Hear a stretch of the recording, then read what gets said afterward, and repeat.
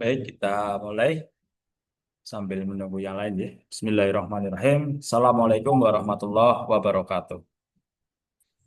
Waalaikumsalam warahmatullahi Waalaikumsalam warahmatullahi wabarakatuh. wabarakatuh. Sudah sholat semua ya? Sudah makan? Ya, semoga sudah. Dan jangan lupa ngopi bagi penggemar kopi. Oke, kita langsung lanjut ya terkait paradigma keilmuan. Ya, tadi menarik dalam diskusi di sesi satu tadi terkait tantangannya ya. Ya, tantangannya tentu tadi sudah dijawab betul ya.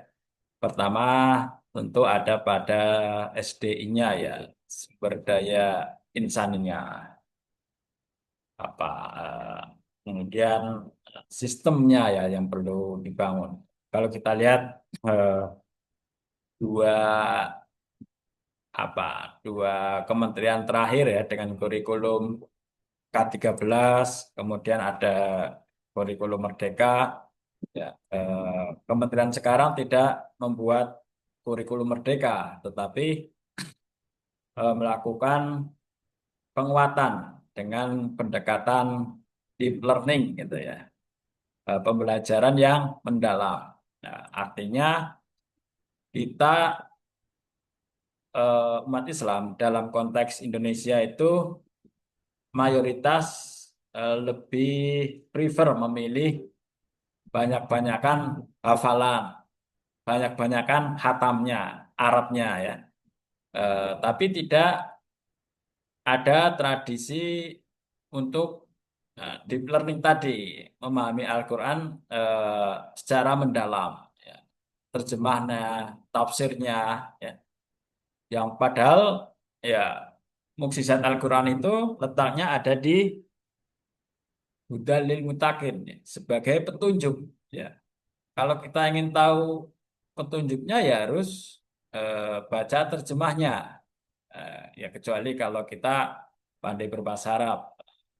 Lebih bagus lagi baca baca juga tafsirnya ya sehingga dapat memahami. Ya, tadi dengan deep learning, dengan mindful itu ya pendekatan berbasis kesadaran bahwa potensi siswa mahasiswa itu beragam dan orientasinya juga beragam.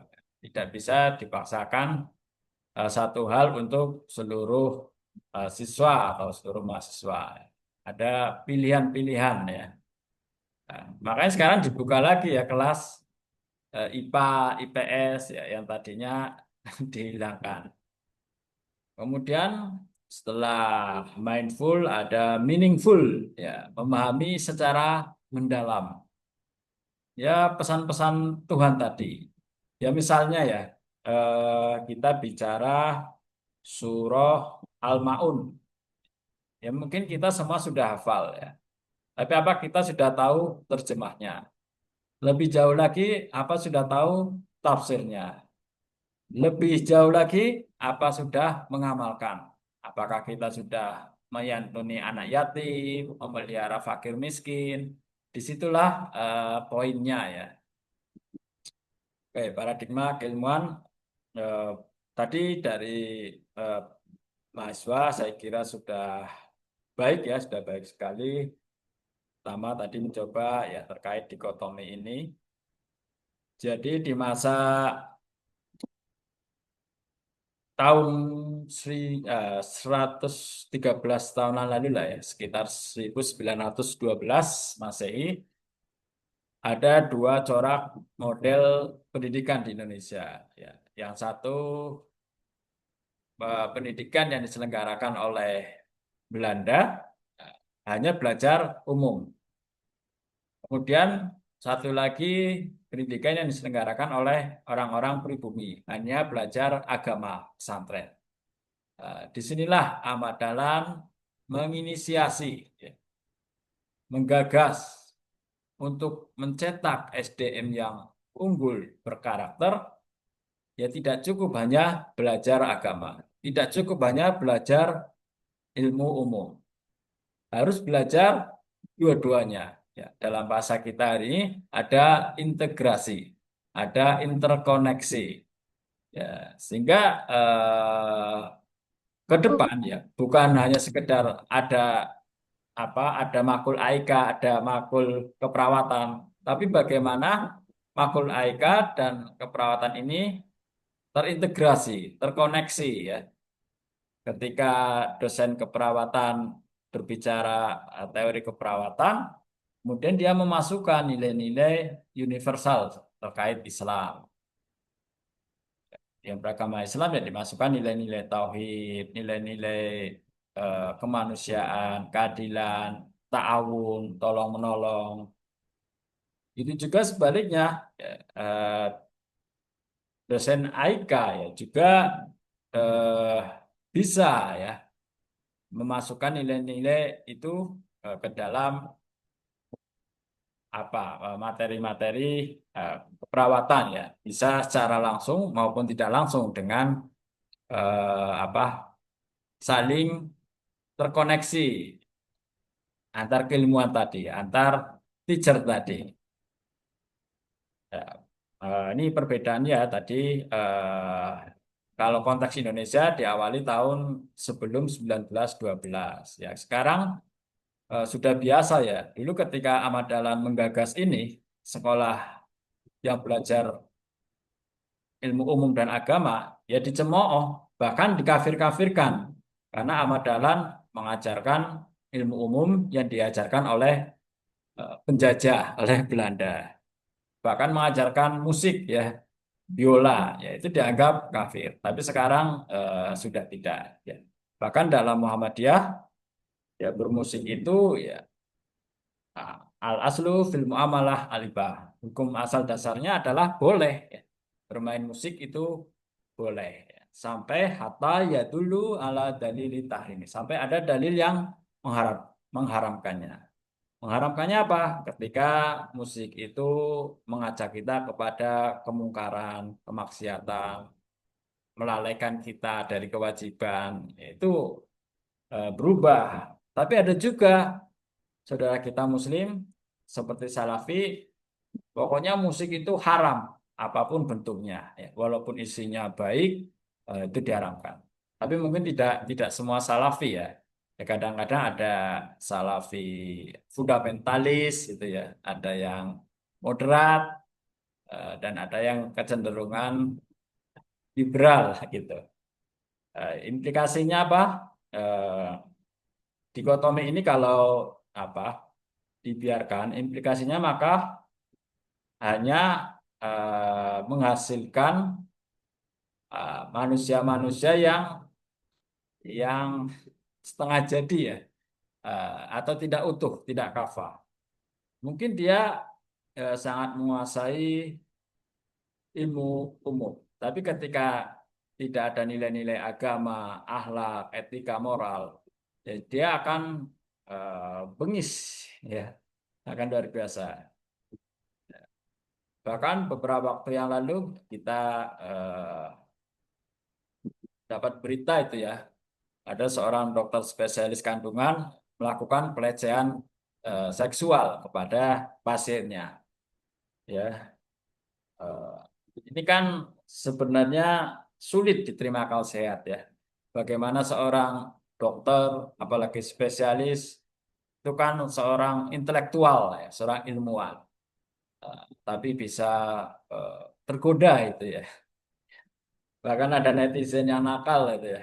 Netizen nakal komentari, kenapa nggak beli aja daripada seperti ya akhirnya eh, kena pidana ya. Ya itu artinya tidak selalu orang yang memiliki intelektual tinggi seperti tadi cerita dokter spesialis tadi, kemudian dia eh, memiliki etika moral yang baik ya, itu tidak otomatis. Bisa jadi belum terpapar agama, etika atau moral, tapi bisa jadi sudah terpapar tapi sedikit atau sedang hilaf. Bahkan kalau kita melihat negara komunis pun itu ya, seperti Korea Utara, Kim Jong Un eh, yang tidak mengakui Tuhan, tapi menerapkan etika ya, menerapkan moral, standar moral yang sangat tinggi. Eh, Bagaimana dia sangat tegas terhadap pelaku korup ya, mati. Dan di Indonesia korupsi baru mau disita asetnya saja sudah digagalkan sedemikian rupa. Apalagi kalau sampai dihukum mati ya. Sepertinya di Indonesia akan akan sulit dan kalaupun bisa ya butuh waktu yang sangat lama. Karena hampir semua mafia-mafia itu ada ya di lembaga pemerintahan ya, baik eksekutif, yudikatif maupun legislatif. Sangat miris. Apalagi eh, di negeri yang mayoritas Muslim, yang bahkan orang luar mengatakan Indonesia itu merupakan salah satu negara yang paling religius. Tapi karena dilihat dari apa ritualnya ya, banyak ritual. Ya ada kalau Ramadan ya ritualnya sangat banyak. Ada Nuzulul Quran, Maulud Nabi, ya seperti itu. Tapi belum berpengaruh kepada tadi nasolata tanha anil fasya'i wal munkar. Ternyata belum, karena indeks korupsi di Indonesia termasuk tertinggi. Ini B dan C ya, saya kira, oke, saya kecilkan ini ya.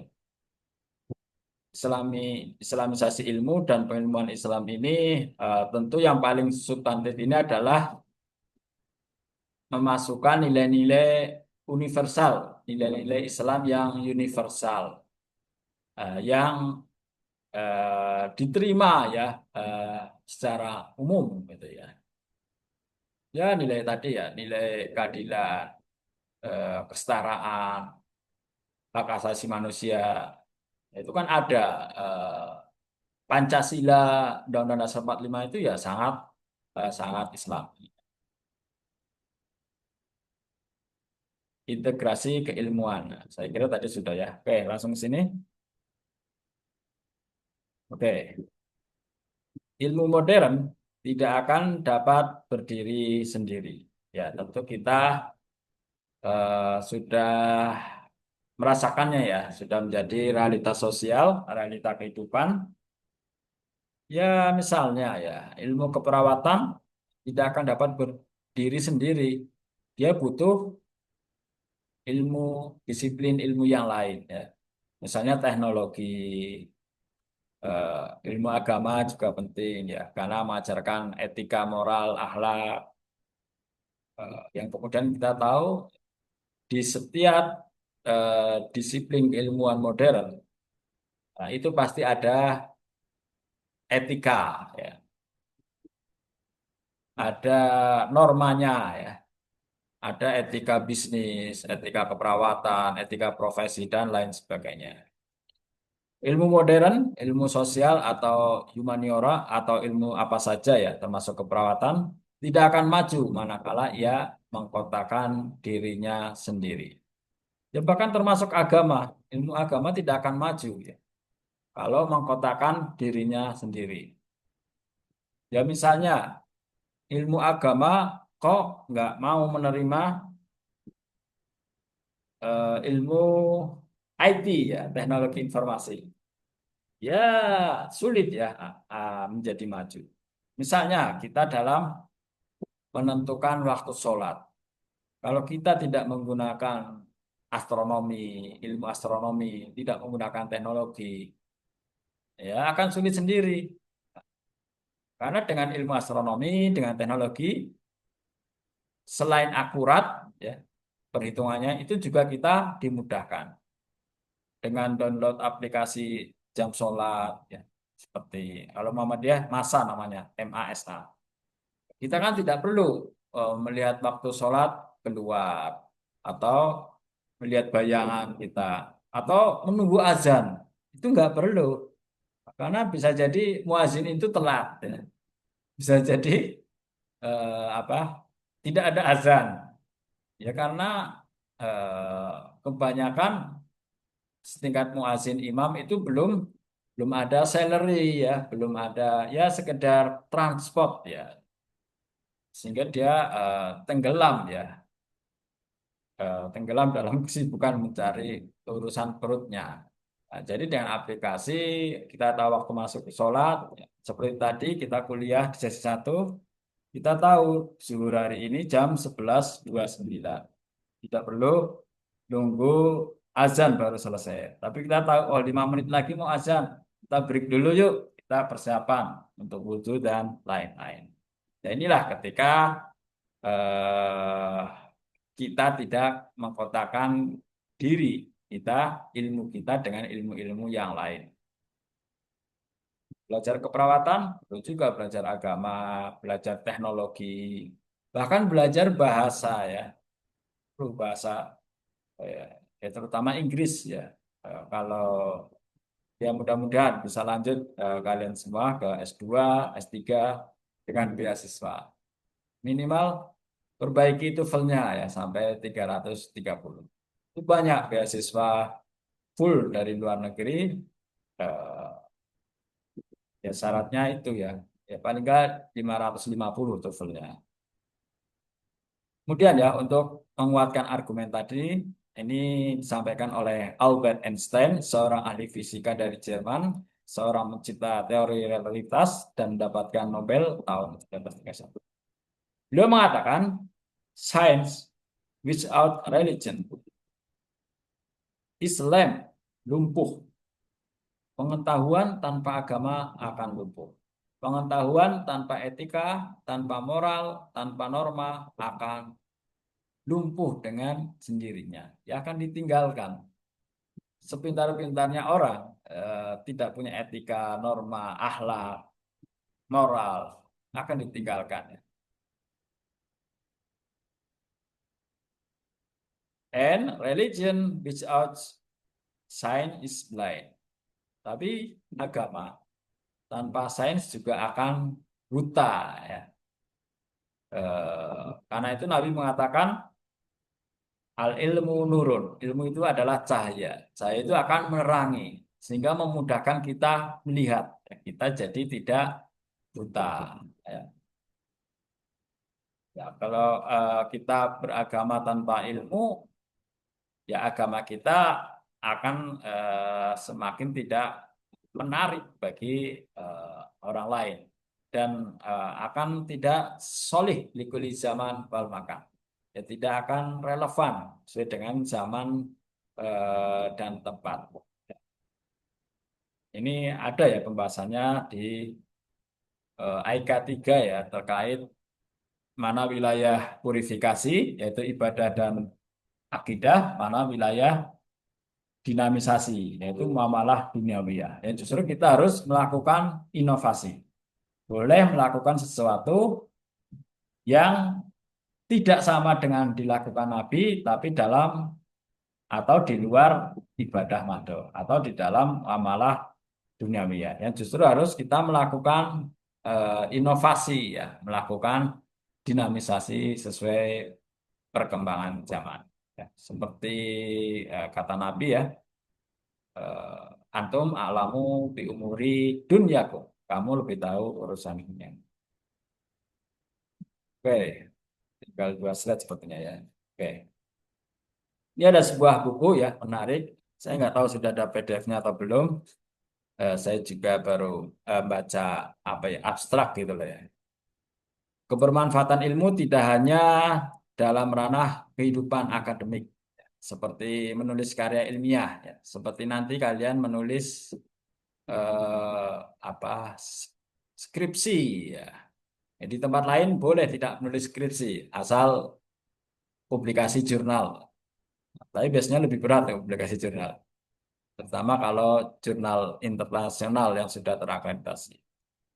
Tetapi ilmu juga di ranah kehidupan sosial ya, memecahkan berbagai persoalan keluarga, bangsa, dan kemanusiaan yang biasanya didahului dengan sikap, attitude, akhlak ya, etika. Sikap, attitude, akhlak atau etika adalah kesiapan mental individu yang mempengaruhi dan akan mewarnai bahkan menentukan kegiatan individu yang bersangkutan dalam memberikan respon terhadap objek atau situasi yang mempunyai arti. Jadi kata penulisnya ini, Jeff Keller ya, attitude is everything. Perilaku itu segalanya, etika itu segalanya, moral itu segalanya. Change your attitude, ya, artinya rubah atau perbaiki attitude kita, change your life. Maka kehidupan kita juga akan berubah. Ya, oke, ini last slide ya. Ya, mohon maaf, saya jam 13 ada agenda mendadak ini.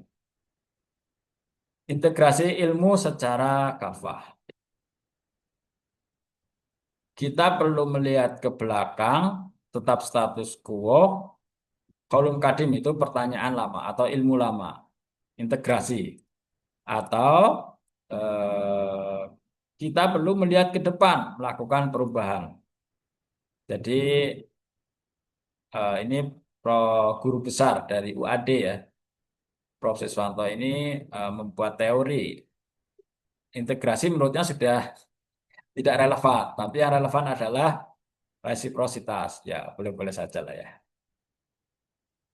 Karena resiprositas ini bisa melakukan perubahan.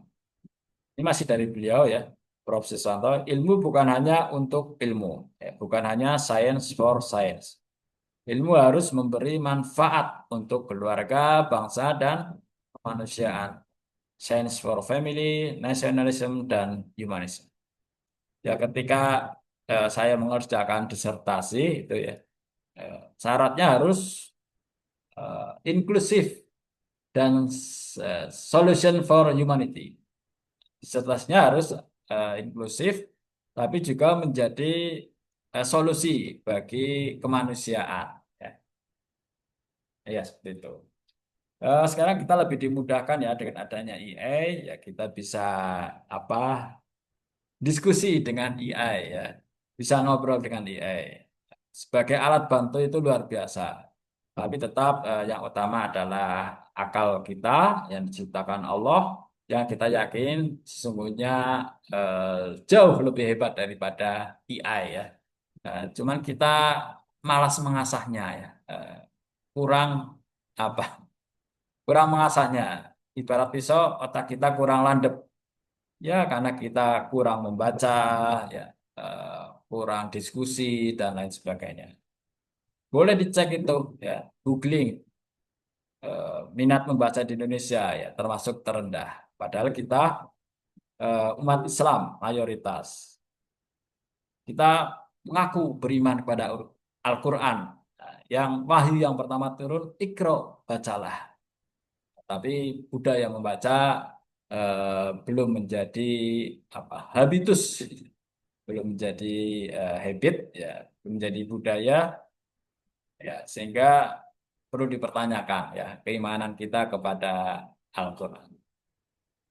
Oke, saya kira itu tidak ada yang raise hand ya atau merespon di kolom chat. Saya kira kita akhiri ya. Semoga kita dapat memetik ibroh atau pelajaran pada siang hari ini. Sekali lagi terima kasih atas kehadirannya. Sekurang kasiran ala ihtimamikum. Haya nahtatif. Hadal majlis bikiro ati hamdalah. Alhamdulillahirrahmanirrahim. Alhamdulillahirabbil alamin. Terima kasih semuanya. Wassalamualaikum warahmatullahi wabarakatuh. Waalaikumsalam Waalaikumsalam warahmatullahi warahmatullahi wabarakatuh. wabarakatuh. Terima Terima kasih, kasih, Pak. Pak. Terima kasih, Pak. Nih, Terima kasih, Pak. yes, of course. You're welcome.